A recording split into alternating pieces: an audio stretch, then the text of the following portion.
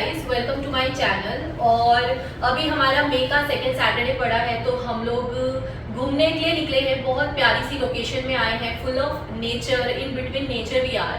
और मैंने सोचा कि इतनी अच्छे माहौल में है तो अपनी ऑडियंस के लिए कुछ एक अच्छा वीडियो बना दिया जाए। तो लास्ट वीडियो में मैंने अपनी फेलियर स्टोरी बताई थी आपको कि क्या कैसा फेलियर मैंने फेस किया था, तो मैंने उसको बताया था। और इस वीडियो में मैं आपको अपनी सक्सेस स्टोरी बताऊंगी। बहुत सारे कमेंट्स आते हैं कि दीदी आपने ये कब किया, आपने क्या किया, कैसे किया। तो इस वीडियो में मैं आपको पूरी अपनी जर्नी ही थोड़ा शॉर्ट में बताने की कोशिश करूंगी। And I hope you will find this video helpful and relatable. तो सबसे पहले मैंने आफ्टर 10th 11th में मैंने साइंस स्ट्रीम लिया था। ठीक है, मैं पीसीएम की थी, मैथ्स लिया था मैंने।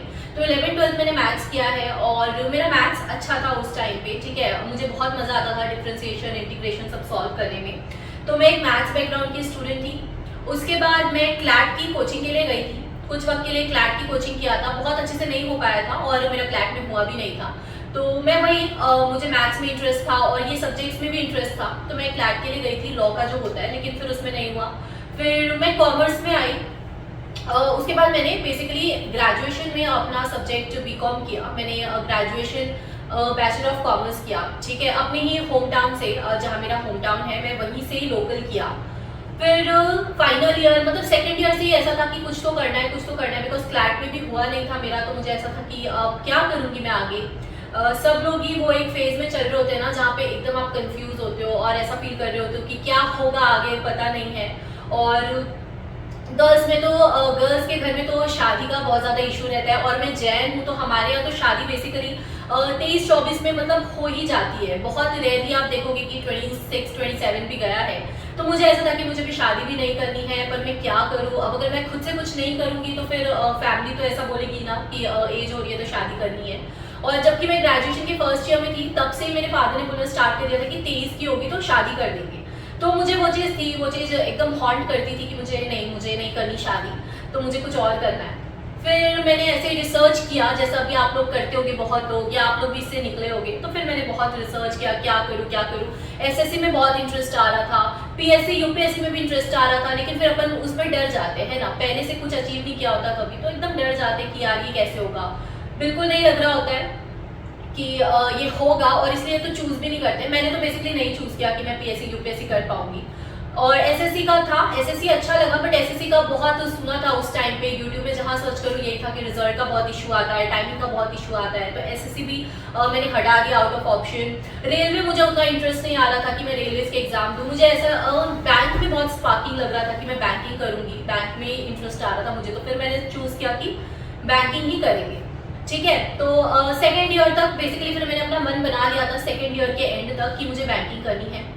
और जब मैं थर्ड ईयर में आई ग्रेजुएशन के, तो मैंने स्टडी आईक्यू का कोर्स भी परचेज कर लिया था, पेन ड्राइव वाला। उस टाइम मुझे ये भी नहीं पता था कि ऑनलाइन कोर्सेज आते हैं, और बेसिकली उस टाइम पे इतने ऑनलाइन कोर्सेज थे भी नहीं, क्योंकि ऑनलाइन कोर्सेज कोविड के टाइम से बहुत स्पार्क बढ़ा है ऑनलाइन कोर्सेज का। तो फिर मैंने स्टडी आईक्यू का पेन ड्राइव कोर्स लिया था अपनी फाइनल ईयर में।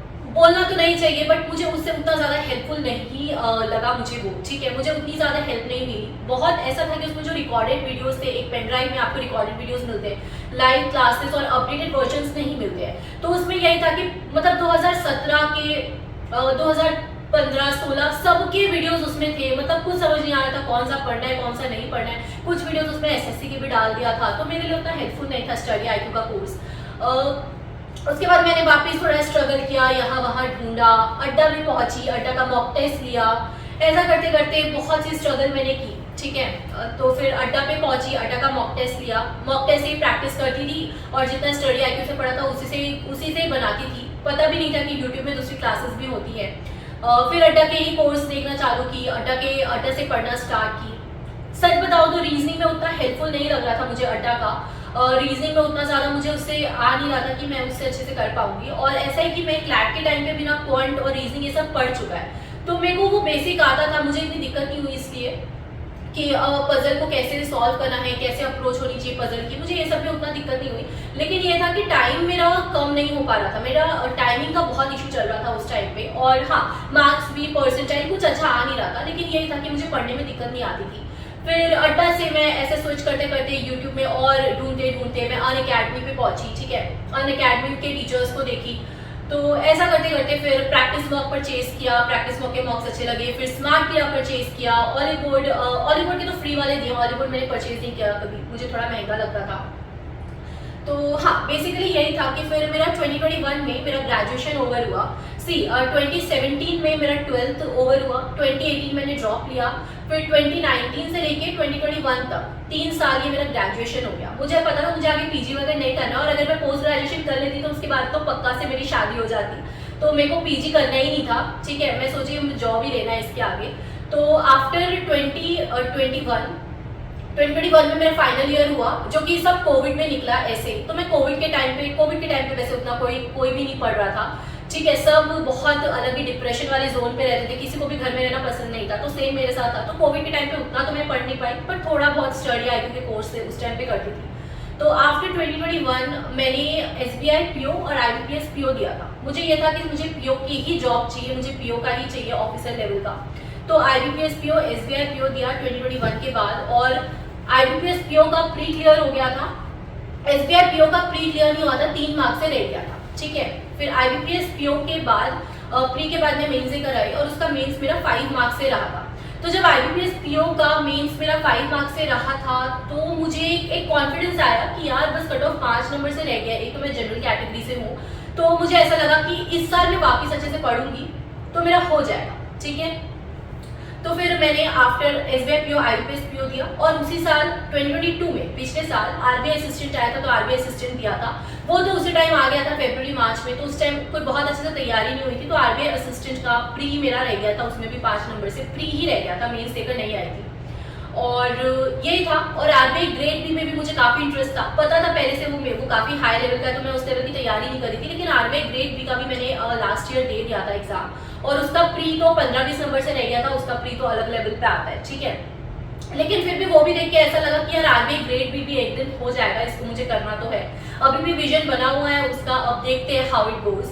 ठीक है, तो हाँ, ये था फिर मैंने लास्ट ईयर का। फिर मैंने लास्ट ईयर वापस से अच्छे से पढ़ना चालू किया, और मैं आपको बताऊं बहुत सारा स्ट्रगल के बाद जो मुझे एग्जैक्ट सोर्सेज मिले हैं मेरे, तो मैंने किससे पढ़ा तो मैं आपको बता देती हूँ। क्वांट के लिए हर्षल सर बेस्ट है, रीजनिंग के लिए अंकुश लांबा सर, इंग्लिश के लिए निमिषा मैम को ही मैंने देखा जितना देखा, उसके अलावा सेल्फ प्रैक्टिस ज़्यादा की है, इंग्लिश में मैं क्लासेस नहीं करती थी। और ये क्या है ना, ये जो 3 सर है, 3 सर और ये मैम है, तो ये अनअकैडमी के टीचर्स है, राइट। तो अनअकैडमी की स्पेशल क्लासेस जो लगती है फ्री वाली, तो मैं वहाँ फॉलो करती थी। मैंने कोई सब्सक्रिप्शन और कुछ ये सब परचेज नहीं किया है। ठीक है, तो वहाँ से पढ़ती थी फ्री। मैं हमेशा फ्री वाले ही चीज़ें चेज करने की कोशिश करती थी, ताकि मुझे घर में बोलना ना पड़े, पैसे चाहिए इस चीज़ के लिए। कोशिश करती थी कि फ्री में मेरा हो जाए, और सही भी था, फ्री में हो जाती है चीज़ें। ठीक है, हम फालतू के पैसे डालते हैं। हाँ, लेकिन मैं आपको ये सजेस्ट हमेशा करती हूँ कि अगर आपको कुछ गाइडेंस नहीं मिल रहा, तो एक टीचर्स का बैच लेके आपको उनसे पढ़ना चाहिए। तो जितना स्ट्रगल मैंने किया ना ढूंढ के, वहाँ वो करने से आप बच जाते हो, अगर आप एक अच्छा परचेज कर लो तो। और ऑलरेडी मैंने स्टडी IQ 5 या 6 हज़ार में परचेज किया था, तो स्टडी IQ के पेन ड्राइव कोर्स के बाद अब मेरे को और खर्चा करने का मन भी नहीं था, तो मेरा एक ये भी रीज़न था कि मैंने परचेज नहीं किया।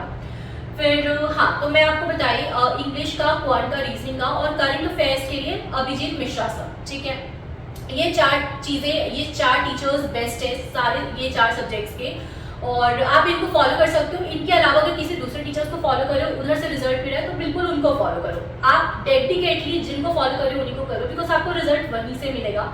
ठीक है, सारे टीचर्स अच्छे हैं, बिकॉज हर टीचर से अलग अलग स्टूडेंट्स पढ़ रहे होते हैं। मैं आपको अपनी स्टोरी बता रही हूँ, तो ऐसा नहीं आपको चीज़ें स्विच करने की ज़रूरत है, ये बिल्कुल नहीं है। तो लास्ट ईयर मेरा यही था, मैंने इन 4 टीचर्स को ही फॉलो किया जितना किया। उसके अलावा सेल्फ प्रैक्टिस ज़्यादा किया, इनको भी डेडिकेटली मैंने फॉलो नहीं किया कि हर वक्त इनकी क्लासेस देख रही हूँ। मैं सेल्फ प्रैक्टिस ज़्यादा किया मॉक से और क्विज़ से। मैं क्विज़ में हमेशा आपको ये चीज़ पुश करती हूँ कि क्विज़ किया करो। तो लास्ट ईयर मेरे पास यही था, ये 4 टीचर्स थे और प्रैक्टिस मॉक था, दैट्स इट।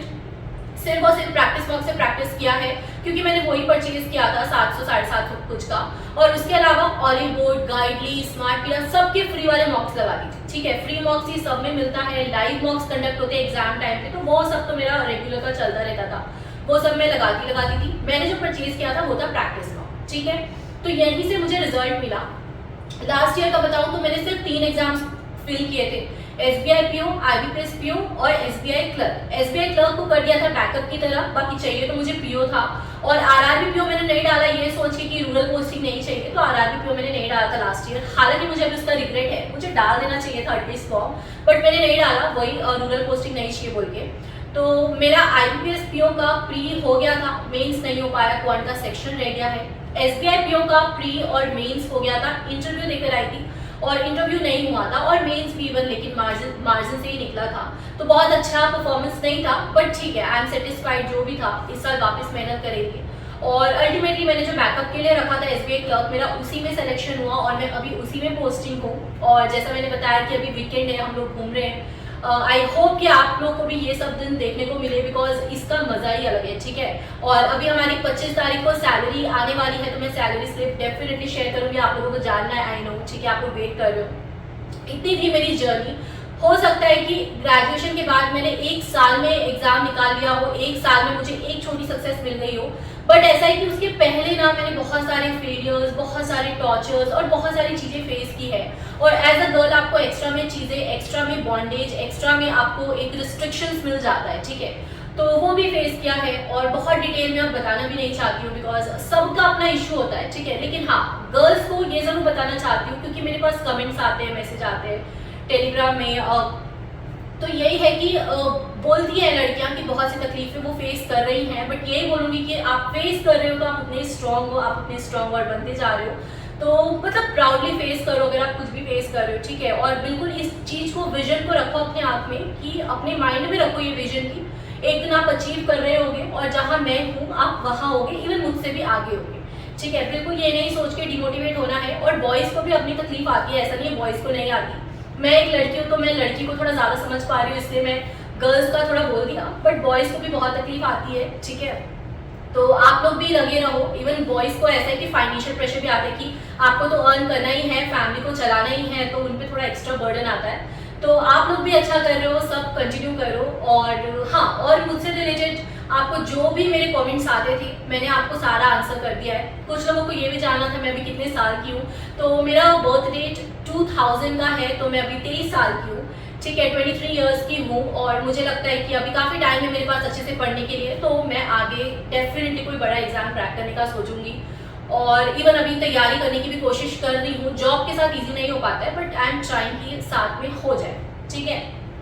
उसके अलावा और भी कुछ डाउट बचे हो तो कमेंट कर देना, मुझे नहीं लगता कुछ भी डाउट्स बचने चाहिए, ठीक है। यही है, आपको एक बार सक्सेस मिल जाती है, लेकिन आप फेलियर लाइफ के हर पड़ाव में फेस कर रहे होते हो, तो उससे डरना नहीं है। एंड आई होप कि आप सबके ये साल अच्छे जाए, 2023 ईयर अच्छा जाए और आप सबको जॉब मिल जाए। बाकी मिलते हैं नेक्स्ट वीडियो में। Thank you.